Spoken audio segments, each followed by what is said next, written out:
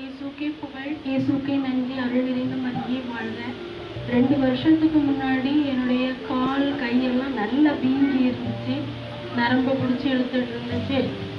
டாக்டர்கிட்ட போய் கேட்கும்போது அவங்க கையை பிடிச்சி இழுத்து வச்சுக்கிடும், காலை பிடிச்சி இழுத்து வச்சுக்கிடும், கழுத்தெல்லாம் நுமுக்க முடியாமல் இருக்கும், இதுக்கு நீ சாகுற வரைக்குமே மாத்திரை சாப்பிடணும்னு தைரியம் சொல்கிற மாதிரி பயமுறுத்த தான் செஞ்சாங்க.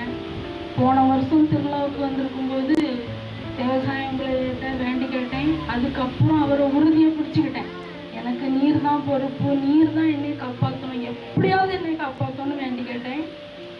அதுக்கப்புறம் ஒரு டாக்டர்கிட்ட போகும்போது அவங்க ஒரு 6 மாதத்துல உன்னையே சோமாக்கிடுறேன், சித்த வைத்திய முறையில் நம்ம ட்ரீட்மெண்ட் கொடுப்போம்னு சொன்னாங்க. இப்போ என் உடல்நிலை தேடி வருது. ஆனாலும் கோயிலுக்கு வரணும்னா அப்படின்னு நினச்சி நான் கிளம்புனேன்னா என்னால் எழும்ப முடியலை. அதையும் மீறி போன மாதம் முதல் வெள்ளிக்கிழமை நான் வந்தேன். அடுத்த மாதம் நீர் என்னை கூட்டிகிட்டு வந்துட்டேருன்னா நான் கண்டிப்பாக சாட்சி சொல்லிடுறேன்னு வேண்டி கேட்டேன். இன்னைக்கு கொஞ்சம் கஷ்டமாக இருந்துச்சு, இருந்தாலும் தேவசாயம் பிள்ளை என்ன பூசு தொடங்குறதுக்கு முன்னாடியே கூட்டிகிட்டு வந்துட்டாரு. தேவசாயம் பிள்ளையாவுக்கு நன்றி. எனக்கு கிடைக்கணும்னு நான் நம்புகிறேன். தேவசகாயரை உம்மை போற்றுகிறோம்.